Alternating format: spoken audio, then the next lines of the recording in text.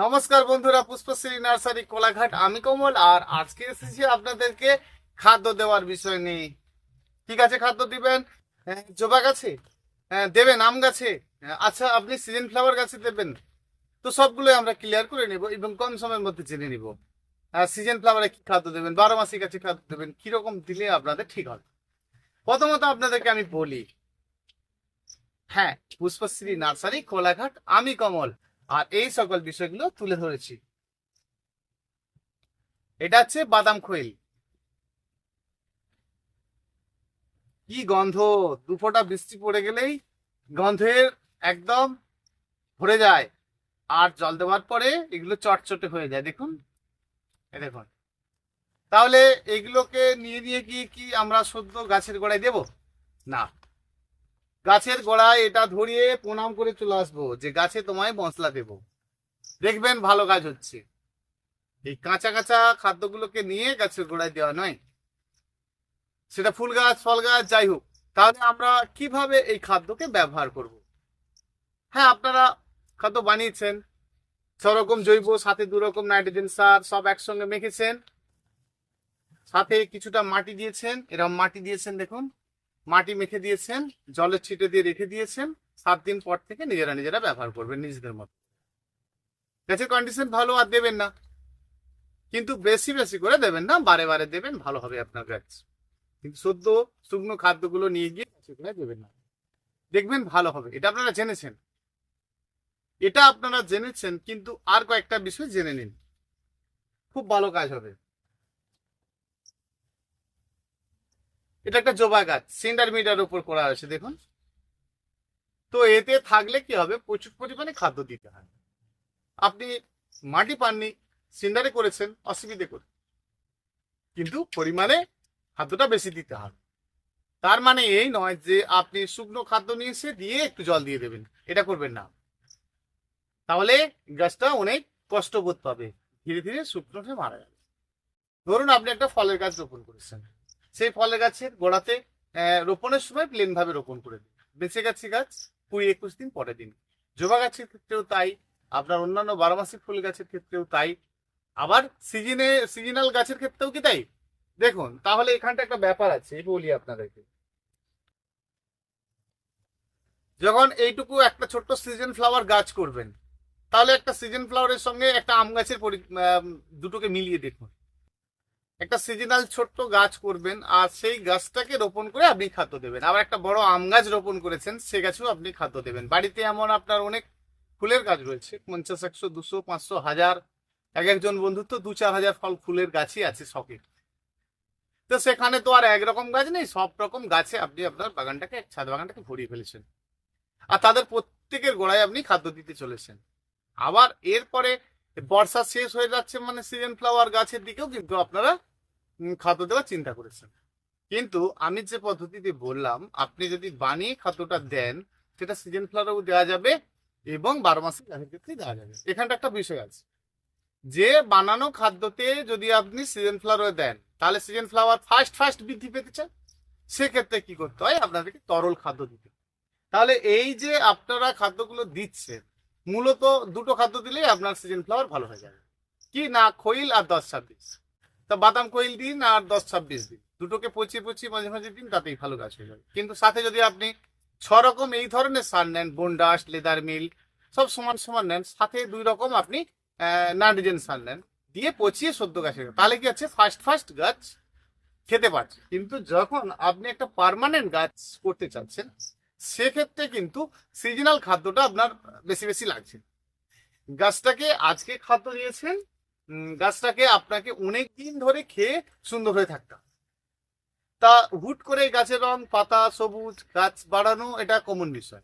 তাহলে আপনারা যে কোনো নাইট্রোজেন সার যদি দিয়ে দেন, তাহলে খুব ভালো হয়ে চট করে বৃদ্ধি পেয়ে যাবে, কিন্তু তার লং লাস্টিং সেভাবে আপনি রাখতে পারবেন না। তাহলে আমরা সিজনাল গাছ করতে গেলে কম সময়ের জন্য যারা গাছ করব, তারা কিন্তু মাটির সাথে কম্পোজ মাখবো, সেখানে বার্মি কম্পোজ, কোকোপিট অন্তত 40% মেখে দেবো, মিলিয়ে মিশিয়ে 40%, আর মাটি হচ্ছে, এই দুটোকে আমরা মেখে কিন্তু সিজন ফ্লাওয়ার গাছ করব। কিন্তু যারা 12 মাসি গাছ করব, যেখানে দীর্ঘদিন ধরে গাছের এক জায়গায় থাকতে হবে, সেখানকার মাটিটা ঠিক থাকতে হবে। অর্থাৎ যে কোনো আম গাছ করুন, যে কোনো বারোমাসি ফুল গাছ করুন, যে কোনো জাতের আপনি বারোমাসি ফুল গাছ করুন না কেন, তাদের ক্ষেত্রে যেটা আপনি করবেন, তাহলে বারোমাসি গাছ করতে গেলে সিজন ফ্লাওয়ারের মতো নয়। কারণ সিজন ফ্লাওয়ারে আপনি ভার্মি কম্পোস্ট কোকোপিট দিয়েছেন, সহজে সেটা 3 মাস 4 মাস পর গাছ অটোমেটিক মারা গেছে, আপনার সুন্দর গাছ হয়েছে। সেই রকম পদ্ধতিতেই কিন্তু আপনি বারোমাসি ফুলের গাছ করবেন না। বারোমাসি ফুলের গাছ কেন করবেন না সেটা আমি আপনাদেরকে বলি। বারোমাসি ফুলের গাছ হচ্ছে বছরের পর বছর আপনাকে আনন্দ দেবে। অর্থাৎ কোকোপিট, ভার্মি কম্পোস্ট এরা মাটির মধ্যে খুব বেশি দিন ভালো থাকবে না। এরা যতদিন ভালো থাকবে ততদিন কিন্তু আপনাকে আনন্দ দেবে, কাজ দেবে। তাহলে আপনি কোকোপিট মাটিতে মাখলে কি হবে, 6 মাস 8 মাস ভালো থাকবে। তাহলে ভার্মি কম্পোস্ট কোকোপিটকে যখন আপনি মাটির সঙ্গে মাখবেন, কিছুদিন পর যখন খারাপ হবে তখন কিন্তু বারোমাসি গাছের শেকড় খারাপ হতে থাকবে। সেজন্য প্লেন ভাবে রোপণ করবেন। পরবর্তী অবস্থায় আপনি গাছ রোপণের পরেই ওপরে ভার্মি কম্পোস্ট কোকোপিট দেবেন। এটা কিন্তু আপনারা আমার ভিডিও দ্বারা জেনেছেন যে ওপরে ওপরে দেবেন, আপনাদের খুব ভালো হবে। আবার এটাও জেনেছেন যে গাছের গোড়ায় মাঝে মধ্যে চুনের জলটা দেওয়া, 100 গ্রাম চুন 10 লিটার জল গুলে সেই জলটাও দিলে আপনাদের গাছ ভালো হবে। কিন্তু মূল কয়েকটা বিষয় জানা, যে আমরা গাছের গোড়ায় এত এত খাদ্য দিচ্ছি, একদম ভর্তি ভর্তি করে খাদ্য দিচ্ছি, অথচ গাছের বৃদ্ধি নেই। তাহলে কেন বৃদ্ধি নেই? যখনই অতিরিক্ত পরিমাণে গাছের গোড়ায় খাদ্যটা আমরা দিতে চলেছি, আর সেই সময় কি হচ্ছে, গাছ একসঙ্গে নিতে পারছে, এটা হচ্ছে প্রধান কারণ। তাহলে আমরা এই যে এই গন্ধ, মানে পচে যাওয়ার পরে যে দুর্গন্ধটা হয়, এই দুর্গন্ধটা কিন্তু আপনার গাছের শেকড়কে ভুগতে হবে। তাহলে এটাকে আপনাকে আলাদা করে বানিয়ে নিতে হবে। আবার তরল খাদ্য হিসাবেও যদি দেন, তাহলে কি হবে, আপনাকে এটাকে পচিয়ে নিতে হবে। এটাকে পচিয়ে নিতে হবে। এটাকে পচানোর জন্য আরো কিছু দিতে হয়। আপনারা পচানো মাটি দেন, ভার্মি কম্পোস্ট কোকোপিটের পচানো জল দেন, বা কিচেন কম্পোজের জল দেন, চায়ের পাতা দেন, হ্যাঁ, তো এই বা ভাতকে পচিয়ে দেন, এগুলো খুব কাজের। আর তার সাথেও আপনি এটা পচিয়ে দেবেন, তাহলে এটা বেশি দিন পচবে না, ওটা বেশি দিন পচবে। মানে আপনার কিচেন কম্পোজ 15 দিন 1 মাস ধরে পচছে, কিন্তু যখন আপনি এই খাদ্যটা দেবেন ঠিক 3 দিন আগে ওই পচা জলটার সঙ্গে দেবেন। তারপরে কিন্তু আপনি ওই খাদ্যটা 3 দিন থেকে 10 দিনের ভেতরে আপনাকে দিয়ে দিতে হবে। কারণ সেই পচা জলটা আপনার অনেকদিন থেকেই আছে। যে কোনো খাদ্যকে অতিরিক্ত পচিয়ে ফেলা নয়, সেটা আপনার বারোমাসি গাছের ক্ষেত্রে হোক, সিজন ফ্লাওয়ারের ক্ষেত্রেই হোক, সেটা আপনি তরল খাদ্য দিন বা খাদ্য বানিয়ে দিন। তাহলে এই সমস্ত খাদ্যকে আমরা বানিয়ে দিতে চাইলে কি হবে না, আমাদের দুটো পদ্ধতি আলাদা আলাদা হতে হবে। যেখানে খাওয়া দাওয়া হবে আর যেখানে রান্নাশাল, ধরুন আপনার গাছের যে রান্নাঘর, তাহলে গাছের মধ্যে যখন আপনারা খাদ্য দিচ্ছেন, এইখানটায় রান্নাঘর বানাচ্ছেন কেন? তাহলে এইখানটায় আপনি যদি খাদ্য দিতে থাকেন, তাহলে রান্নাপাতিটা এখানেই হবে না। বানিয়ে নিয়ে আসুন, খাদ্য বানিয়ে নিয়ে আসুন, নিয়ে এসে কাজে করে দিন, তাহলে ভালো হবে। দেখবেন একদম শর্টকাট দিকটা, মাটির মধ্যে যখনই দেখবেন সবুজে সবুজে ভাব, তার মানে কি হচ্ছে, এখানে খাদ্য যখনই তৈরি হচ্ছে তখনই কিন্তু মাটির খারাপ অবস্থা করছে, গাছের শিকড়ের খারাপ অবস্থা করছে। সেটা তো তৈরি হওয়ার সময়, তাই না? তাহলে আমরা যদি এরকম হয়ে যায়, তাহলে 100 গ্রাম চুন 10 লিটার জলে গুলে কিন্তু মাঝে মধ্যে দেবো, ঠিক হয়ে যাবে। তাহলে বারোমাসি ফুলের গাছের ক্ষেত্রে খুব শর্টকাট বিষয় এই কয়েকটা কাজ করা। তাহলে খাদ্য দেওয়ার বিষয়টা বুঝে গেছি। এবারে টুক করে কয়েকটা মাটির বিষয় বুঝে নেব।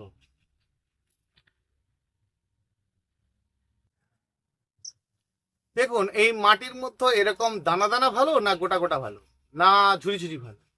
কিছু কিছু গাছ আছে যারা কিন্তু এই দানা দানা মাটিটা খুব পছন্দ করে। তাহলে এই দানা দানা মাটি কারা কারা পছন্দ করে, কাদের জন্য এই দানা মাটিটা অত্যন্ত জরুরি? এই দানা মাটিটা তাদের জন্য জরুরি যারা এক জায়গায় ঝাড়তে হয়, বুঝেছেন? এরাও এক জায়গায় ঝাড়বে। সেটা কে কে গাছ?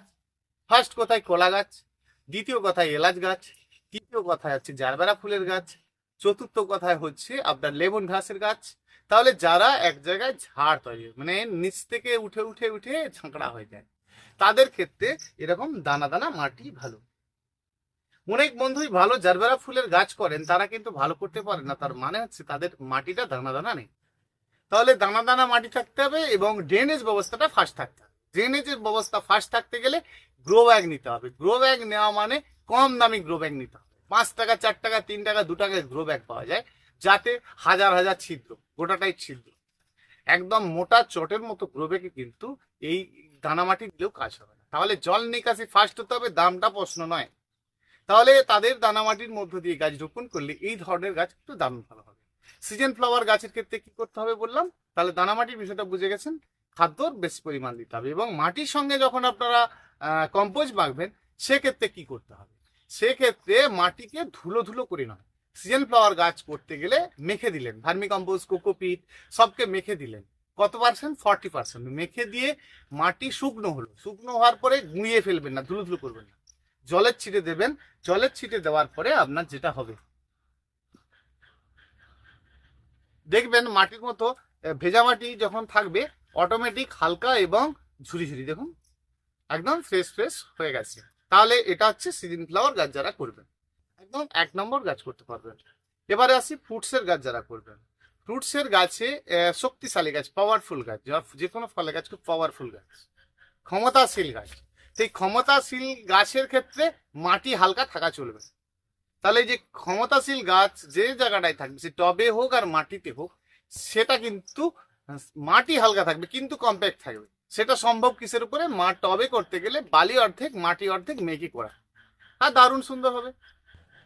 দেখবেন একদম ওই পাতা পুড়ে যাবে, আম গাছে, লেবু গাছে, কুল গাছে এসব কিছু থাকবে না। একদম ফ্রেশ ভাবে করুন, মাটিকে ফ্রেশ ভাবে আপনারা করে ফেলবেন। কিরকম করবেন না, মাটি নিয়ে আসবেন এবং তাতে 50-50 বালি, 50 মাটি, মানে অর্ধেক বালি অর্ধেক মাটি মেখে গাছ রোপণ করে দিন। তবে একদম লাইন ধরে সব গাছ, দেখবেন 1 নম্বর ফলের গাছ করতে পারছেন, সকল ধরনের গাছে ফলও ভালো পাচ্ছেন। টবের ক্ষেত্রে যারা ফল গাছ করবেন তাদের ক্ষেত্রে এটা অত্যন্ত জরুরি। এবারে আসি মাটি, তাহলে আমাদের ভার্মি কম্পোস্ট, কোকোপিট সব মাখানো আছে, আগে থেকে সিজন ফ্লাওয়ার করেছিলাম, বস্তায় ভরা আছে, কি হবে? কোনো ব্যাপার না, সব জল দিয়ে পচাতে হবে। ডিকম্পোজের সময়টা মাটির যে মধ্য যে সমস্ত থাকে সেগুলো ক্ষতি করে, অর্থাৎ ভার্মি কম্পোস্ট কবে মাখানো আছে সেটা তো আপনি বুঝতে পারছেন না, সেটা কি হচ্ছে খারাপ করতে থাকবে, সেটাকে পচতে থাকছে মানে পচিয়ে দিতে হবে, তবেই সেটা খাদ্যে রূপায়িত হবে। যেমন আপনারা কিচেন কম্পোস্ট করেন, সদ্য কি কলার খোসাকে দিচ্ছেন না, সেটাকে পচিয়ে দিচ্ছেন। পচে যাওয়া মানে পচার পরে আর পচবে না। তাহলে একবার আপনার মাটিকেও পচিয়ে নিতে হবে, জল দিয়ে ভিজিয়ে পচিয়ে নিতে হবে, আর সুন্দর গাছ হবে। মোটামুটি আজকে আমরা এটা বুঝলাম। আর ফ্রেশ থাকবে আপনার গাছ, আর ভালো থাকবে। চ্যানেলটি যদি ভালো লেগে থাকে তাহলে একটা লাইক করে জানাবেন আপনার পছন্দ হয়েছে কিনা। না বুঝতে পারলে ফোন করবেন 9609456194। আর নতুন বন্ধু হয়ে থাকলে একটা সাবস্ক্রাইব করে নেবেন। আর আমার সকল বন্ধুদেরকে অসংখ্য অসংখ্য ধন্যবাদ। না বুঝতে পারলে কমেন্ট করে জানবেন বা হোয়াটসঅ্যাপ করবেন, হোয়াটসঅ্যাপ করলে সাথে সাথে ফোন করবেন।